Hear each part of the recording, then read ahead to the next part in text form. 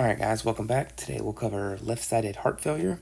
We'll go ahead and get right into it here. We're starting off with what is heart failure. Okay, so how I like to think about heart failure, what makes it easy for me is I like to think of heart failure as impaired forward flow of blood, right? So impaired forward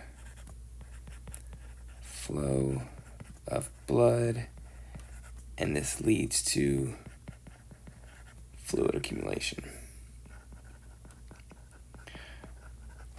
Okay, so I do just have a previous video on the flow of blood through the heart. It is important to know how it's supposed to work to kind of understand these concepts, but we'll do a quick overview here. So if you remember, typically how this works is from the lungs here, blood comes in, pulmonary veins, through the left atrium, into the left ventricle here, left ventricle is the aorta, all the way back down here, and then it goes into systemic circulation. So what you get with heart failure, this impaired flow of blood leading to fluid accumulation, is due to some cause. We'll go over the cause here in a second. What happens is this blood isn't flowing forward as adequately, so let's say in the ventricle, so it starts to accumulate here. So as this blood starts to accumulate here in the ventricle, at some point it's going to get to where it's so much accumulation that it's actually going to start back flowing. So from the left ventricle, it can go into the left atrium, and then from the left atrium, it can work its way back to the pulmonary veins.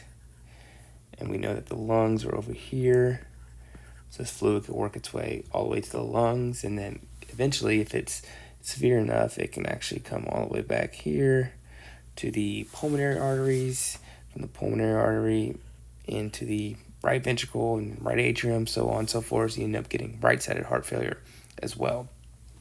So that's kind of the basic overview of it as far as main causes of this. So causes of left-sided heart failure.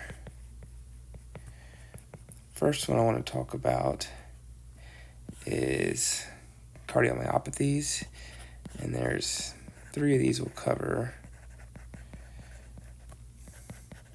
The first one we'll cover is dilated.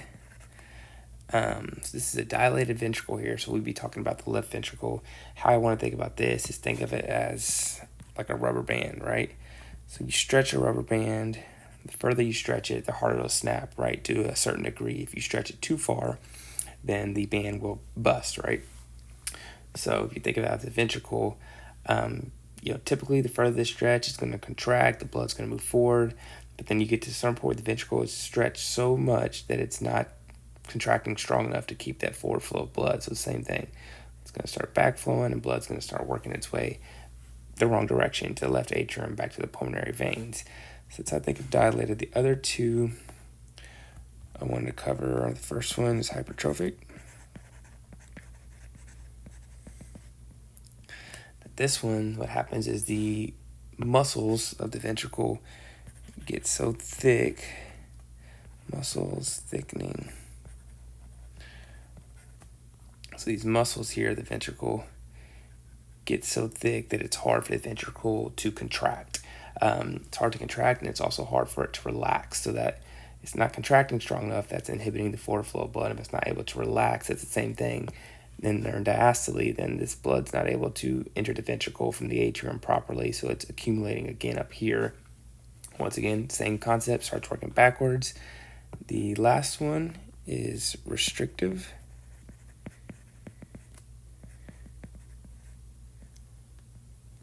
And with restrictives, think of this as a rigid ventricle. So this is not able to be properly, it's so stiff that it can't relax, be properly filled during diastole. So then kind of we talked about the blood, if blood can't come through this mitral valve here during diastole, it starts to accumulate in this left atrium. And once again, same thing, starts working backwards, right? To the lungs, and from the lungs can go into the pulmonary artery and cause right-sided heart failure, so on and so forth. So cardiomyopathy is a big one. Other causes are going to be aortic or mitral valve insufficiencies.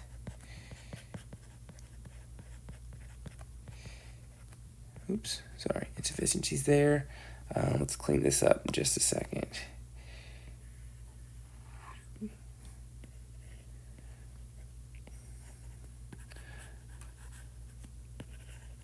Okay.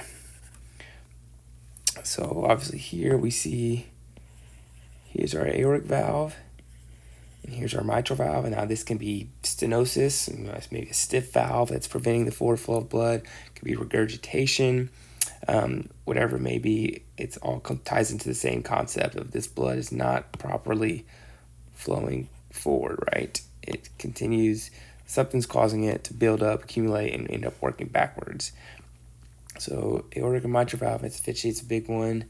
Other things could be a left-sided heart attack, left-sided MI, or just put / coronary artery disease, so that can, cause ischemia, kill some of these muscle cells here, which can inhibit, the ventricle's ability to contract, or the atriums, whatever it may be on the left side there. Once again, leads to fluid accumulation, and blood starts working backwards. Fluid overload, which is kind of what we've talked about the whole video, right? Just this fluid builds up at some point, builds up too far. It's gonna has to go somewhere. If it can't go forward, it's gonna go back. And another one is arrhythmias. Here, if you just think if the atrium and ventricle, if they're not in sync, you have dysrhythmia. That can same thing. Blood's not moving forward adequately. It's going to accumulate. It's going to pool, move into the pulmonary veins, back into the lungs, and keep going from there. As far as signs and symptoms of left-sided heart failure, let's change up the colors here a little. Too much red. Signs and symptoms. So we got to think, where is this blood going back to? This blood is working back to the lungs. So left-sided heart failure, you're going to think pulmonary symptoms. So like difficulty breathing, especially on exertion, or it could be, even at rest, just pulmonary congestion. So this would manifest, like coarse crackles, maybe a lot of sputum, cough, things of that nature.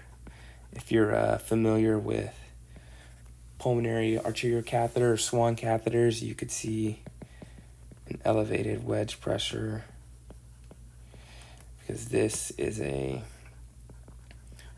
indirect measurement of left ventricular preload. And so with fluid accumulation, you're going to see an elevated preload, right?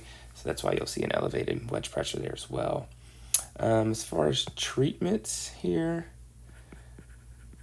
for left-sided heart failure. So, you just think about the issues, right? One, the big major concept here is fluid accumulation, right? So how do we get rid of that? One way you can do that is diuretics. Help them get some of that fluid off via urinating. Another big one here would be positive inotropes. So this could be like your dobutamine, dopamine, maybe milrinone. And we know that inotropes work. So you get a positive inotrope, it's going to work to increase the heart's contractility. So basically the squeeze of the heart, right? So a stronger squeeze, stronger force moving the blood forward. So that will help there, improving that cardiac output as well, and that perfusion. And another thing, if they need mechanical support, and mechanical support would look like maybe a balloon pump. So a balloon pump is going to work to, take some of that workload off the heart. It's going to decrease afterload, increase coronary artery perfusion, hopefully help with the patient's cardiac output as well. Okay, so that is just another quick overview there. If you learned anything, please like and subscribe to the channel. If you have any questions, let me know, and I'll see you on the next one. Thank you.